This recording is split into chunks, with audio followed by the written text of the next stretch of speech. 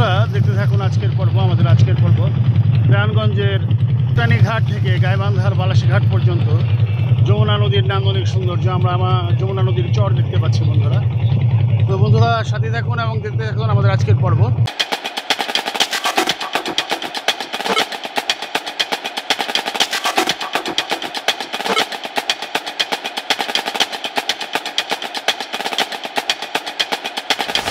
I can tell we need to talk about things, so I'll let you start. Yes, I'm listening. Oh, I understand that. You need help with what you say?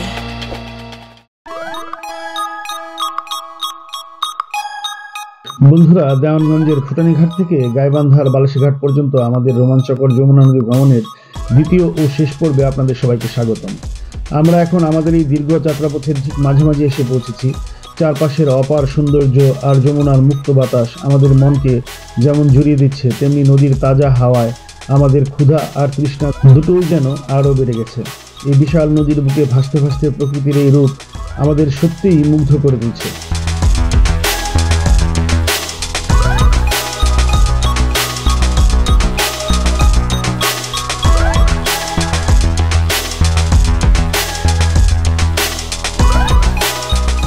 আমরা এগিয়ে চলেছি যমুনা নদীর বিশাল বুক চিরে।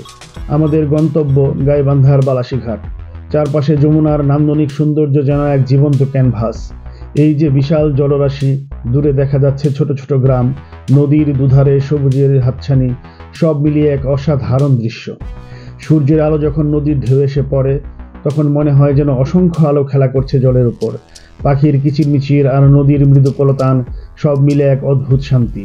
এই দৃশ্য চোখ জুড়িয়ে দেয়, মন ভরিয়ে তোলে।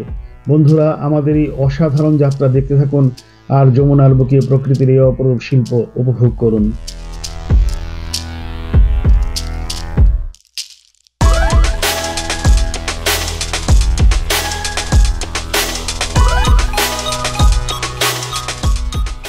আমরা দেখছি যমুনার চর।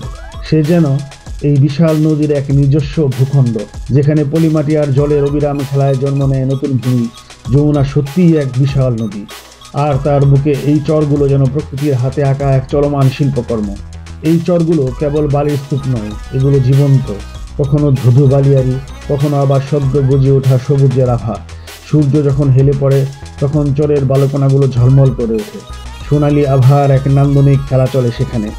মনে হয় এই চরের বুকেই লুকিয়ে আছে যমুনার হাজারো গল্প, তার দীর্ঘশ্বাস আর আনন্দ।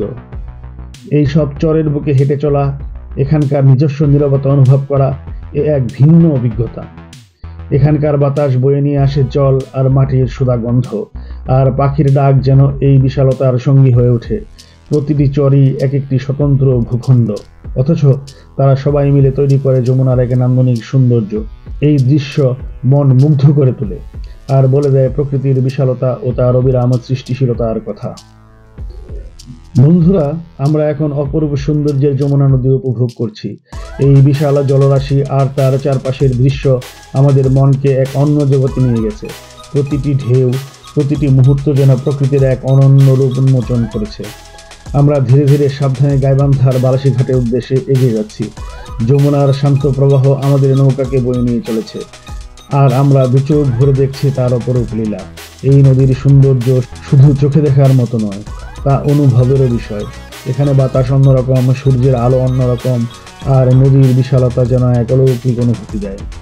দিগন্ত জুড়ে বিস্তৃত জলরাশি, দূরে আবছা হয়ে আসা চরের খেলা, আর নদীর দুপাশে জেগে ওঠা জনবসতি, সব মিলিয়ে এক অসাধারণ চিত্রপট। এই যাত্রাপথে শুধু একটি গন্তব্যের দিকে এগিয়ে যাওয়া নয়, এ যেন প্রকৃতির বুকে এক শৈল্পিক ভ্রমণ, যেখানে প্রতিটি বাঁকে লুকিয়ে আছে নতুন কোনো দৃশ্য, নতুন কোনো মুগ্ধতা। যমুনার এই অনবদ্য রূপ আমাদের স্মৃতির পাতায় এক অবিস্মরণীয় অভিজ্ঞতা হয়ে থাকবে।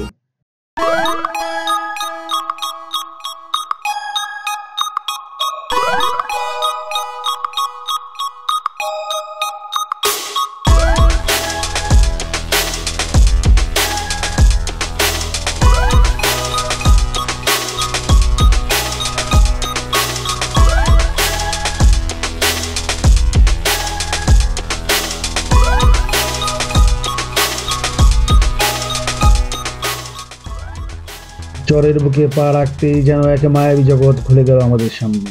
দিগন্ত জোড়া বালুচরের নির্জনতা ভেঙে হঠাৎ চোখে পড়লো এক ঝাঁক বালিহাঁস। মুক্তোর মালার মতো ছড়িয়ে ছিটিয়েছিল তারা, আপন মনে মেতেছিল জলকেলিতে। কিন্তু আমাদের উপস্থিতি টের পেতেই যেন এক মুহূর্তে ছন্দপতন। নিমিষেই সবকটি ডানা ঝাপটে উড়ে গেল নীল আকাশের পানে। তাদের সুশৃঙ্খল উড্ডয়ন দেখে মনে হলো যেন অদৃশ্য সুতোয় বাঁধা একজন মুক্ত হাওয়ায় ভেসে চলল। এক পলকে দৃশ্যটা যেমন মন ছুঁয়ে গেল, তেমনি রেখে গেল এক অপার্থিব ভালো লাগার রেশ। বলছি, যমুনা নদীর মাঝখানে কোনো এক চরে নেমেছি আমরা গোসল করার জন্য এবং উপভোগ করছি যমুনার চরের নান্দনিক সৌন্দর্য। তো বন্ধুরা, এখন আমরা এখানে নেমেছি গোসল করার জন্য। তো সাথেই থাকবেন এবং উপভোগ করুন আমাদের আজকের পর্ব দেওয়ানগঞ্জের কোটানি ঘাট থেকে গাইবান্ধার বালাসী ঘাট। তো বন্ধুরা, সাথেই থাকুন। বন্ধুরা, উপভোগ করুন যমুনার চর। যমুনার চর আমরা এই দিকে দেখতে পাচ্ছি যমুনা নদী, আর এই যে দেখুন বিস্তীর্ণ চর রয়েছে যমুনার একদম চারদিকে। আমরা এখানে নেমেছি নির্জন চর, কেউ কোথাও নেই বন্ধুরা, শুধু আমরাই আছি এবং উপভোগ করছি যমুনার নান্দনিক সৌন্দর্য। বন্ধুরা, আমরা এখন গাইবান্ধার বালাসী ঘাটের উদ্দেশ্যে অবিরাম এগিয়ে চলেছি যমুনা নদীর বুক চিরে। এই পথটি পাড়ি দিতে আমাদের 2 ঘন্টার মতো সময় লাগতে পারে। আমরা সকাল 10টার দিকে নৌকা ছেড়েছিলাম আর এখনো যমুনার বুকে ভাসতে ভাসতে চলেছি।